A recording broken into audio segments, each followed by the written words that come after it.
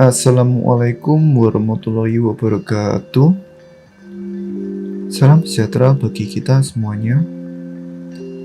Swastiastu, Namo Buddhaya, dan salam kebajikan. Pada kesempatan kali ini saya akan menjelaskan tentang Perang Padri yang terjadi selama 17 tahun, terhitung mulai dari tahun 1821 hingga tahun 1838.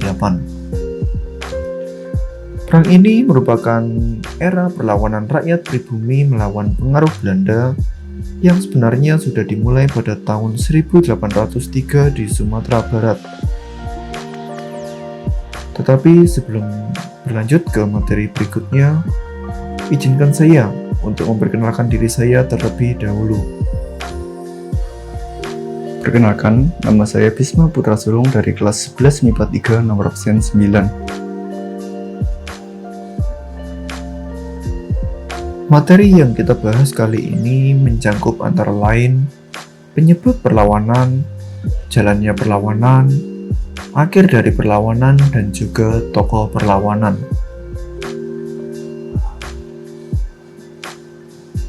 Yang pertama, penyebab Perang Padri. Pada abad ke-19, agama Islam berkembang pesat di daerah Minangkabau.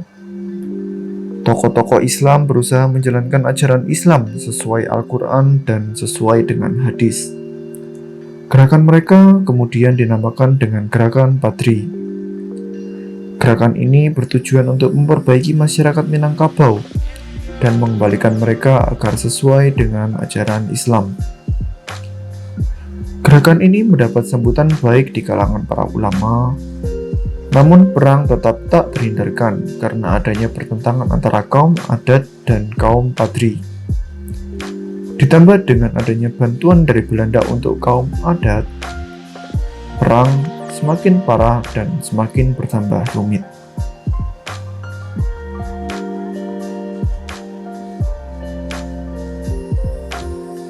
Pembagian masa Perang Padri.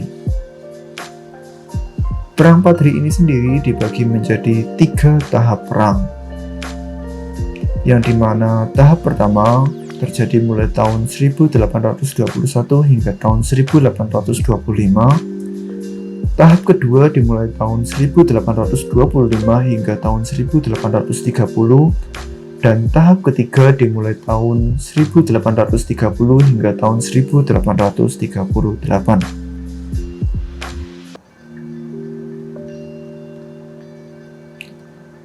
Perang tahap pertama. Pembentukan Harimau Nan Salapan mendapatkan respon dari kaum adat yang semakin keras menolak untuk menerima ide Islam dan mempertahankan apa yang menjadi kebiasaan mereka.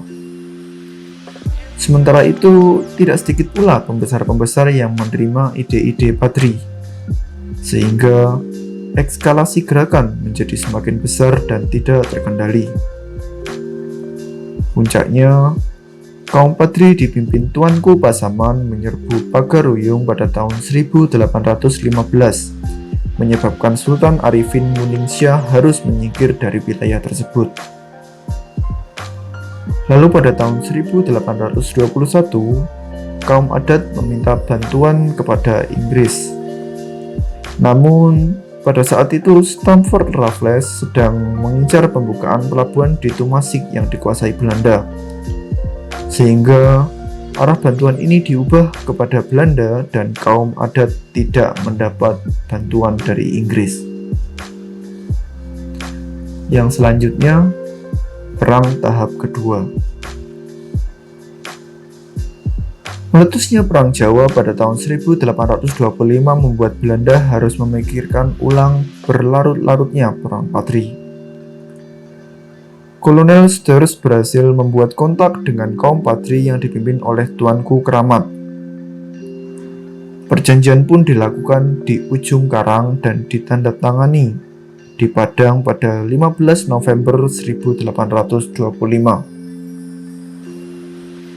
Perjanjian ini menyatakan bahwa Belanda mengakui kedudukan para tuanku di beberapa wilayah, dan meminta untuk menghormati kepentingan satu sama lain di wilayah tersebut.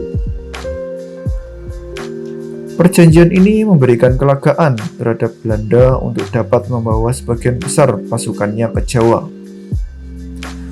Tetapi di sisi lain, kaum Patri memanfaatkan ini untuk mengonsolidasikan kekuatan dan memperbesar pengaruh ke berbagai wilayah. Dan menjelang tahun 1830, ketegangan perang kembali memuncak.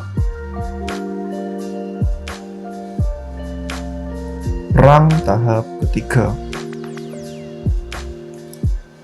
Pada perang tahap ketiga, Belanda kini dapat memusatkan seluruh kekuatannya untuk menaklukkan Minangkabau.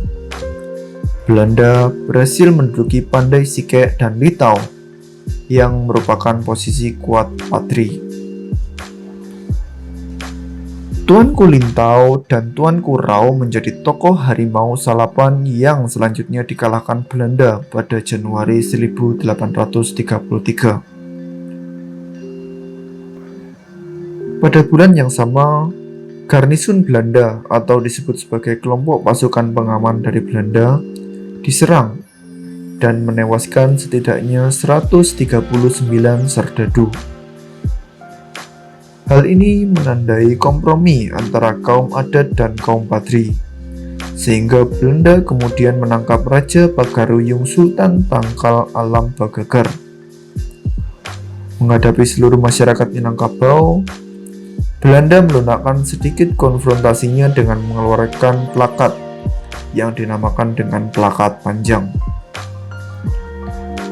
Plakat panjang ini berisi pernyataan bahwa Belanda datang hanya untuk berdagang.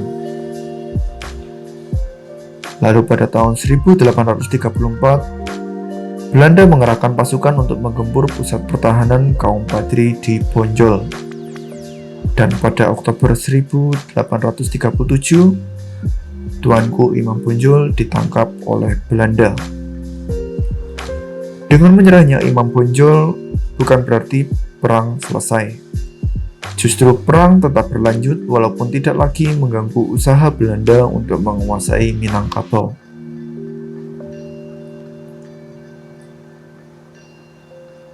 Akhir perlawanan Perang Patri. Akhir dari Perang Patri telah dapat dilihat ketika benteng Bonjol jatuh pada Agustus 1837. Sehingga kejatuhannya menyebabkan pasukan bercerai-berai. Imam Bonjol kesulitan untuk menyatukannya kembali. Bonjol adalah posisi kuat terakhir yang dimiliki oleh kaum Patri di Minangkabau. Dan pada Oktober 1837, Belanda berhasil menangkap Imam Bonjol.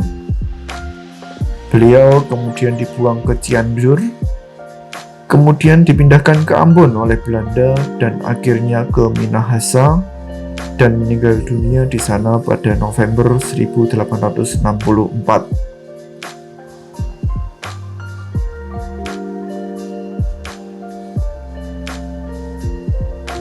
Perang masih berkobar sampai Belanda berhasil menduduki Rokan Hulu yang diduduki oleh Tuanku Tambusai. Kerajaan Pagaruyung serta wilayah Minangkabau kemudian masuk ke bagian Pax Nederlandica. Pax Nederlandica itu sendiri merupakan politik kolonial Belanda yang berupaya menyatukan wilayah jajahan Belanda di Nusantara melalui perjanjian dan pendekatan militer.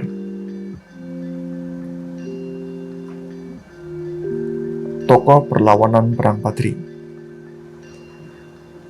Tokoh perlawanan dari Perang Patri ini sendiri adalah Tuanku Imam Bonjol. Beliau adalah seorang ulama, pemimpin, dan juga pejuang kaum Patri di Bonjol yang berperang melawan Belanda. Jasanya sebagai pahlawan membuat dirinya diangkat oleh pemerintah menjadi pahlawan nasional Indonesia berdasarkan Surat Keputusan Presiden Republik Indonesia nomor 87/TK/tahun 1973 dan ditetapkan pada 6 November 1973.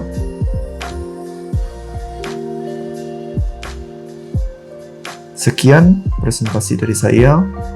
Saya Bisma Putra Sulung dari kelas 11 MIPA 3 nomor 9 akan menutup presentasi kali ini. Sekian dan terima kasih. Assalamualaikum warahmatullahi wabarakatuh. Salam sejahtera bagi kita semuanya. Om Swastiastu, Namo Buddhaya, dan salam kebajikan.